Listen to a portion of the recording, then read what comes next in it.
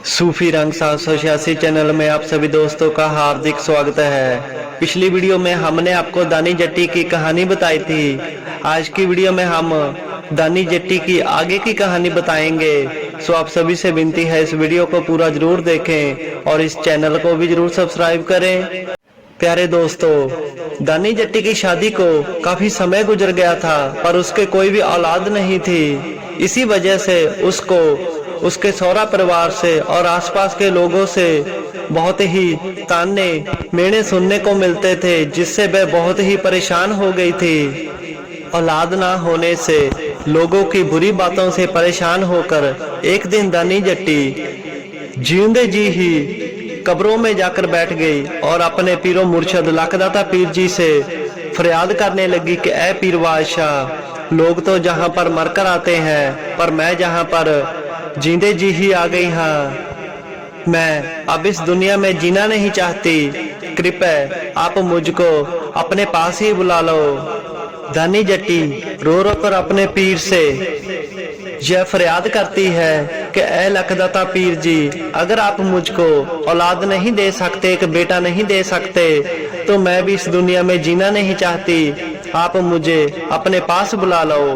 दानी जट्टी की सच्चे दिल से की हुई फरियाद खुदा के घर मंजूर हुई। लखदाता पीर जी ने उसको कब्रिस्तान में आकर ही दर्शन दिए और आकर अपनी मुरीद दानी जट्टी को एक पुत्र का वरदान दिया सखी सरबर पीर ने। और इसके साथ ही बोला कि ऐ दानी, जब तुम्हारे बेटा होगा तो उसके बाद इसका सलाम हमारे दरबार पर जरूर करवाना। लखदाता पीर जी से वरदान लेकर दानी जट्टी खुशी खुशी अपने सौरा घर में वापस आ गई। समय गुजरा। कुछ समय बाद दानी जट्टी के घर में एक बालक ने जन्म लिया, जो कि लखदाता पीर जी ने वरदान दिया था वह सच्चा हो गया था। पुत्र को देखकर दानी जट्टी और उसका सौरा परिवार बहुत ही ज्यादा खुश हुए। दानी जट्टी भी पुत्र को पाकर अपने पीरो मुर्शद का लखा लखा करोड़ा करोड़ा धन्यवाद करती है, उनका शुक्राना करती है। जब दानी जट्टी का बेटा कुछ वर्ष का हुआ तो उसने अपने सौरा परिवार से बात की कि लखदाता पीर जी की कृपा से हमें पुत्र का वरदान मिला है, एक पुत्र मिला है, तो अब हम उसके पीरनगाह में जाकर इसकी सुखना अदा करेंगे। दानी जट्टी की यह बात सुनकर उसके सौरा परिवार के आदमी बोले कि हम लखदाता पीर जी के दरबार पे नहीं जाएंगे, हम जिसको मानते हैं वहां पर इसकी सुखना देंगे। यह बात सुनकर दानी जट्टी बहुत निराश हुई। उसने अपने पति उजागर सिंह से बात की कि लखदाता पीर जी की कृपा से हमें बेटा मिला है, अब इसकी सुखना देने का समय आ गया है, हमें पीरनगाहे जाना है। और आप ही बताओ कि जब हम पीरनगाहे जाएंगे तो लखदाता पीर जी के दरबार पर शुक्राने के तौर पे हम वहां पर क्या चढ़ाएंगे। उसका पति बोला कि हम लखदाता पीर जी के दरबार पे 21 मोहरें सोने की चढ़ाएंगे। यह बात सुनकर दानी जट्टी बहुत खुश हुई। जिस दिन पीरनगाहे जाना था उस दिन दानी जट्टी की सास अपने बेटे से बोलती है कि मुझे मालूम हुआ है कि तुमने लखदाता के दरबार पे 21 मोहरें सोने की चढ़ाने की बात करी है। तुम वहां पर 21 मोहरें सोने की मत चढ़ाना, 7 मोहरें चढ़ा देना, किसी को क्या मालूम होगा, और यह बात दानी को भी मत बताना।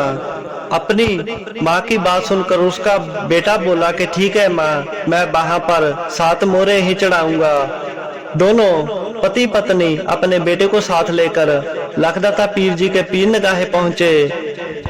पीरनगाहे जाकर दानी जट्टी के बेटे की अचानक ही मौत हो जाती है। पीरनगाहे पहुंचकर दानी का पति उससे बोला कि दानी, बेटे को मुझे पकड़ा, मैं पीरनगाहे दरबार में जाकर अपने बेटे का सजदा सलाम करा कर आता हूँ। यह बात सुनकर दानी थोड़ा घबरा गई और अपने पति से बोले कि नहीं, आप सलाम कर कर आओ, अपने बेटे का सलाम मैं खुद करवाऊंगी।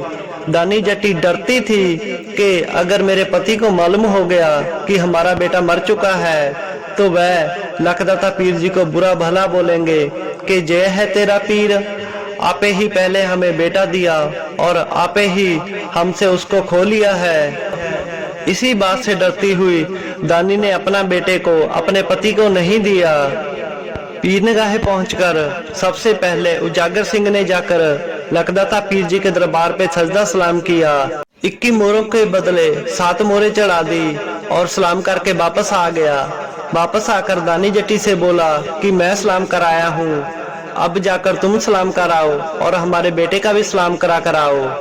यह बात सुनकर दानी जट्टी अपने बेटे को साथ लेकर लखदाता पीर जी के दरबार के अंदर गई और अंदर जाकर अपने बेटे की लाश को दरगाह शरीफ के साथ टिकाकर वह रोते हुए लखदाता पीर जी से फरियाद करने लगी, उनकी मिन्नत तरला करने लगी।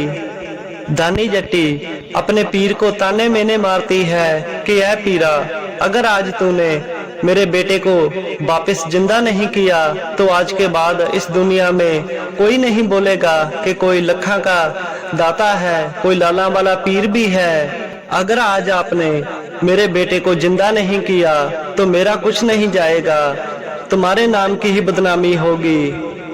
ऐसे ही काफी समय दानी जट्टी अपने पीर से फरियाद करती है। उसकी फरियाद को सुनकर लखदाता पीर जी वहां हाजिर हुए और दानी से बोले कि ऐ दानी, तेरे पति की नियत में खोट है। उसने 21 मोहरें सोने की देने का वायदा किया था पर सिर्फ 7 ही देकर गया और 14 मोहरों के बदले तेरे पीर ने तेरे बेटे को अपने पास रख लिया है। जा अपने पति से जाकर पूछ कि वह कितनी मोहरें देकर आया है। दानी जट्टी अपने पति के पास गई और जाकर पूछा तो उसके पति ने बोला कि हाँ, मैं तो सिर्फ 7 मोहरें ही देकर आया हूँ। तो दानी बोली कि 14 मोहरों के बदले पीर ने हमारे बेटे को अपने पास बुला लिया है। यह बात सुनकर दानी का पति बहुत हैरान और परेशान हुआ और रोते हुए पीर के दरबार में गया और जाकर पीर की फरियाद करने लगा, उनकी मिन्नत तरला करने लगा।